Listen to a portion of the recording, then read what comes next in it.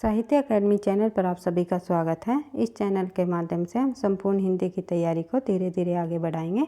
तो आज की क्लास में हम करेंगे हिंदी साहित्य से संबंधित रीतिकाल के अंतर्गत जो प्रमुख रचनाएं हैं जो परीक्षाओं में बार बार पूछी जाती है। सामान्य हिंदी के अंतर्गत भी इन रचनाओं को पूछ लिया जाता है, तो हम देख लेते हैं। पिछली क्लास में हमने आदिकाल और भक्तिकाल से संबंधित रचनाओं को देख लिया था कि कौन कौन सी प्रमुख रचनाएं आती है आदिकाल के अंतर्गत और भक्तिकाल के अंतर्गत। तो आज की क्लास में हम रीतिकाल के अंतर्गत आने वाली उन सभी प्रमुख रचनाओं को देखेंगे जो कि बार बार परीक्षाओं में पूछी जाती हैं। तो रीतिकाल की समय सीमा देख लेते हैं। पहले 1700 विक्रमी संवत से लेकर 1900 विक्रमी संवत। आदिकाल की हमने देख ली थी 1050 से 1375 विक्रमी संवत, 75 है 75। और उसके बाद जो है भक्ति काल की हमने देख ली थी 1375 विक्रमी संवत से लेकर के 1700 विक्रमी संवत तक भक्ति काल रहा।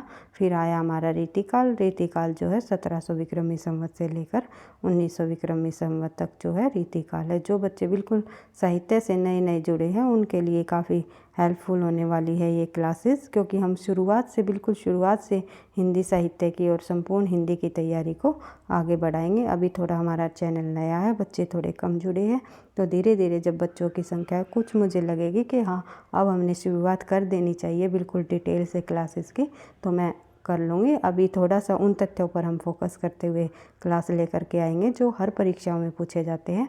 बार बार इन्हीं तथ्यों में से प्रश्नों को पूछा जाता है। तो देख लेते हैं रीतिकाल के अंतर्गत जो है रीतिकाल के अंतर्गत आने वाली प्रमुख रचनाएं। सबसे पहले बात करेंगे केशवदास जी की, क्योंकि केशवदास जी एक ऐसे कवि रहे हैं जिन्होंने भक्ति काल के अंतर्गत भी रचनाएं लिखी हैं और रीतिकाल में भी रचनाएं लिखी हैं। ऐसा नहीं है कि एक कवि जो है वो एक ही काल में उन्होंने रचना की है। कुछ कवि ऐसे हुए हैं जिन्होंने जो है एक काल जैसे भक्ति काल के अंतर्गत भी रचना लिखी है और फिर आगे चल के जैसे रीतिकाल का उदय हुआ, भक्ति काल की समाप्ति हुई और रीतिकाल का उदय हुआ, तो भी वहाँ पर उन्होंने रचनाएं की हैं। तो इससे जो है केशवदास जी को जो है कुछ विद्वानों ने रीतिकाल का प्रवर्तक भी माना है, लेकिन सर्वमान्य तौर पर जो है चिंतामणि को रीतिकाल का प्रवर्तक माना जाता है। उसके बाद देख लेते हैं केशवदास की बात हम कर रहे हैं, तो केशवदास जी की प्रमुख रचनाएं की बात करें तो रामचंद्रिका, विज्ञान गीता, कवि प्रिया, रसिक प्रिया, जहांगीर जसचंद्रिका, रतन बावनी, वीर सिंह देव चरित्र, ये जो रचनाएं हैं ये परीक्षाओं में बार बार पूछी जाती है। खास करके रामचंद्रिका ये पूछ लिया जाता है, रामचंद्रिका किसकी रचना है, और ये सभी रचनाएं इम्पोर्टेंट है केशवदास जी की। तो आप इनको बार बार रिवाइज करके याद कर सकते हो। रामचंद्रिका, विज्ञान गीता, कवि प्रिया, रसिक प्रिया, जहांगीर जसचंद्रिका, रतन बावनी और वीर सिंह देव चरित्र, ये सभी रचनाएं केशवदास जी की है। बढ़ते हैं आगे। अगला प्रश्न, अगला जो हमारा कवि है वो है भूषण।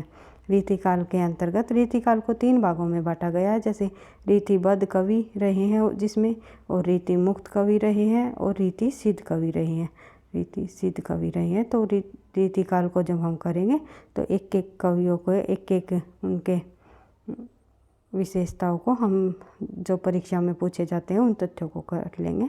तो भूषण जो कवि रहे हैं वे रीतिबद्ध कवि के अंतर्गत आते हैं। तो भूषण की रचनाएं भी काफ़ी बार परीक्षाओं में पूछ ली जाती है। शिवराज भूषण, भूषण हजारा, शिवा बावनी, भूषण उल्लास, शिवा शौर्य, दूषण उल्लास और छत्रसाल दशक, ये सभी रचनाएं भूषण की है। आप फिर से रिवाइज करके इनको याद कर सकते हो। फिर है बिहारी। बिहारी ने केवल एक रचना लिखी है, एक रचना के आधार पर इन्होंने प्रसिद्धि प्राप्त की है। तो कई बार ये भी प्रश्न पूछा जाता है निम्नलिखित में से ऐसा रीति काल के अंतर्गत कौन सा कवि हुआ जिन्होंने केवल एक रचना लिखकर प्रसिद्धि प्राप्त की है। वो रहे हैं बिहारी जी। बिहारी सतसई इन्होंने लिखी है और इसमें के 713 दोहे हैं। ये भी कई बार पूछ लिया जाता है बिहारी सतसई में कितने दोहे हैं, तो 713। उसके बाद बात करें बोधा की। बोधा ने लिखी है इश्कनामा और विरहवारिस और इश्कनामा रचना करने वाले कवि कौन हुए हैं? बोधा जो है रीति मुक्त कवियों में शामिल है। घनानंद बोधा, आलम ठाकुर। बिहारी रीति सिद्ध कवि रहे हैं और भूषण जो है रीतिबद्ध कवि रहे हैं। इस प्रकार से एक एक काल के कवियों को हम पढ़ेंगे। बढ़ते हैं आगे। अगला है जो हमारा मतीराम रीतिबद्ध कवि रही है रीतिकाल के अंतर्गत। तो जो है रसराज ललित ललाम काफ़ी बार परीक्षाओं में पूछा जाता है, किसकी रचना है, तो मतीराम की है। और ये एक अलंकार संबंधी रचना है, नाम से ये आपको पता चल रहा होगा, जिसमें ल बार बार आ रहा है, तो बार बार जो एक वर्ण आता है वहाँ पर कौन सा अलंकार होता है, अनुप्रास। इस प्रकार से आप याद रख सकते हो। तो जो ललित ललाम है इनका अलंकार संबंधी ग्रंथ है। मतीराम जो है ललित ललाम, रसराज, गंगा और लक्षण श्रृंगार, सार, छंदसार, साहित्य सार, ये जो रचना है ये सभी रचनाएं मतीराम जी की है। और रसराज काफ़ी बार पूछा जाता है। बढ़ते हैं आगे। और ललित ललाम भी पूछ लिया जाता है। तो मैंने उन्हीं रचनाओं को लिया, और भी इनके अलावा और अन्य रचनाएं भी है भाई, ये नहीं है कि यही इन लेखकों की केवल इतनी ही रचनाएं हैं, लेकिन मैंने यहाँ पर उन्हीं रचनाओं को इंक्लूड किया है जो परीक्षाओं में बार बार पूछी जाती है। खासकर जिस परीक्षा में सामान्य हिंदी से संबंधित प्रश्न पूछे जाते हैं उन परीक्षाओं में तो ये रचनाएं अवश्य पूछी जाती है। और वैसे भी इम्पोर्टेंट रचनाएं है ये, जो महत्वपूर्ण कवि हुए हैं रीतिकाल के अंतर्गत, इनकी ये रचनाएं काफ़ी महत्वपूर्ण रही है, सभी परीक्षाओं के लिए काफ़ी हेल्पफुल रहेंगे। बढ़ते हैं आगे। देव कवि की हम बात कर लेते हैं। तो देव कवि जो है रीतिबद्ध कवि रहे हैं, और भाव विलास, भावनी विलास, काव्य रसायन, शब्द रसायन, सुजान विदोन, ये सभी रचनाएं देव कवि की हैं। उसके बाद देख लेते हैं चिंतामणि की। चिंतामणि की जो रचनाएं है वो है कवि कुल कल्पतरु, कई बार परीक्षाओं में पूछी गई है। कवि कुल कल्पतरु जो रचना है किस लेखक की है, रीतिकाल के अंतर्गत। तो चिंतामणि भी रीतिबद्ध कवि हुए हैं। तो चिंतामणि ये 4 भाई हुए थे चिंतामणि के, और अन्य 3 भाई हैं, भूषण, मतीराम और जटाशंकर।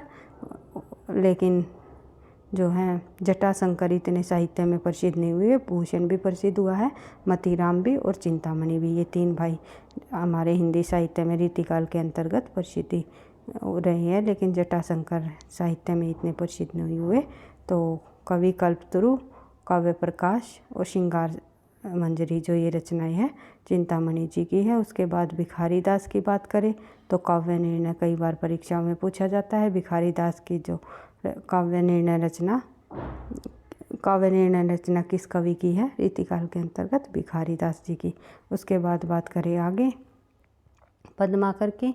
तो पद्माकर ने जो है जगत विनोद, पद्माभरण, विरुद्धावली, हिम्मत बहादुर विरुद्धावली, उसके बाद प्रताप सिंह विरुद्धावली, कली पच्चीसी, गंगा लहरी और प्रभात 50 जो ये रचनाएं हैं पद्माकर जी की हैं। इनमें जो पद्माकर की जो अत्यधिक पूछी जाती है हिम्मत बहादुर विरुद्धावली, ये वीरात्मक रचना है इनकी।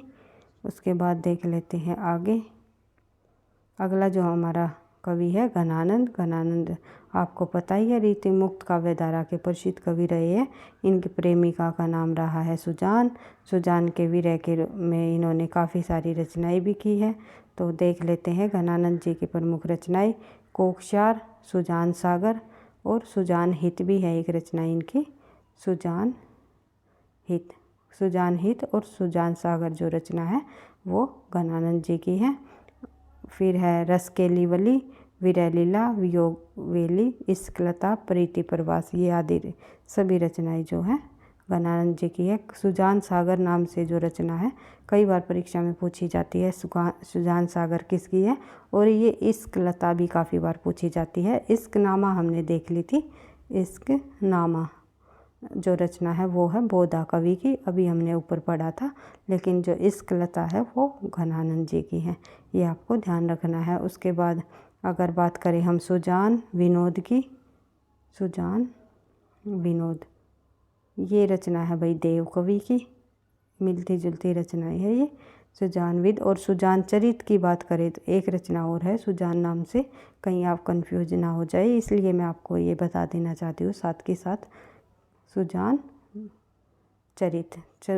चरित नाम से जो रचना है वो कवि हुए हैं एक सूदन कवि हुए हैं, उनकी रचना है। और सुजान विनोद रचना है देव कवि की, सुजान हित और सुजान सागर रचना है घनानंद की। इस प्रकार से आपको याद रखना है।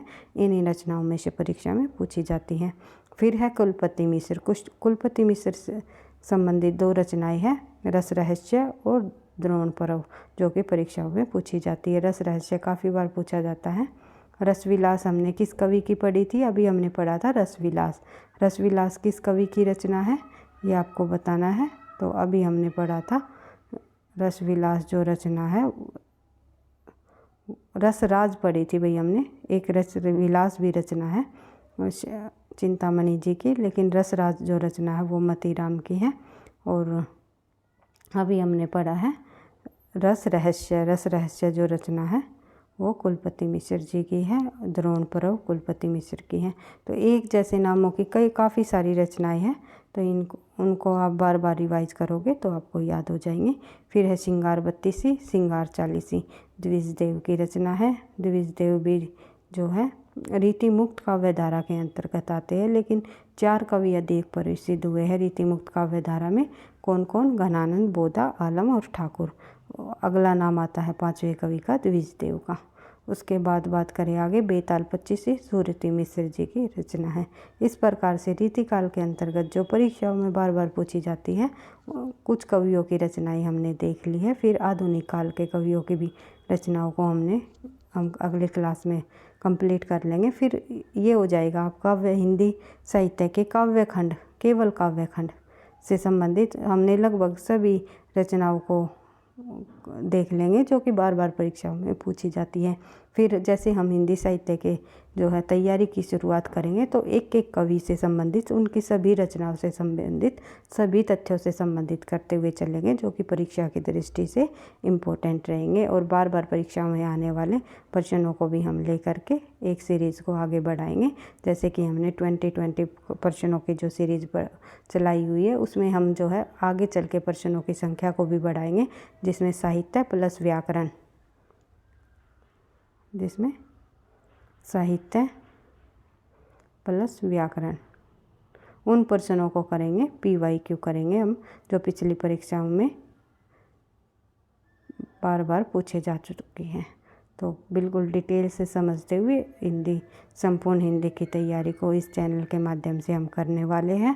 भाई सपोर्ट के लिए आप जो चैनल को सब्सक्राइब कर लेना, दोस्तों के साथ शेयर भी करना, और पहली बार हो तो आप सब्सक्राइब कर लेना। वीडियो पसंद आई तो आप लाइक करना, और किसी भी प्रकार की कोई आपको क्लास चाहिए तो आप जो है कमेंट बॉक्स में लिख करके बता सकते हो कि मैम इस टॉपिक पर आप क्लास बना दीजिए, या हमें प्रॉपर इस जो है एग्ज़ाम की तैयारी करनी है, उसके पाठ्यक्रम के अनुसार आप जो है क्लासेस बनाइए।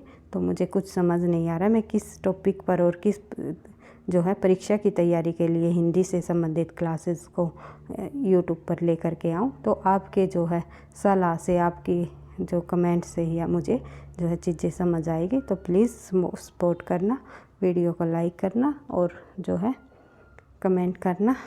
थैंक यू, धन्यवाद।